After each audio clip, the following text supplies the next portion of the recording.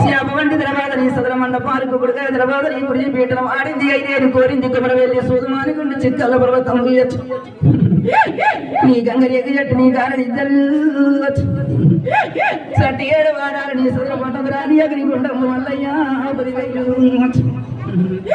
నేను వాడి విత్తన మళ్ళీ శరణం కలియోగం మీద అవతార వేసేది ఉంది 9 నెలలు గర్భాన వేచేది ఉంది 10 నెలలు పాలించి సాధేది ఉంది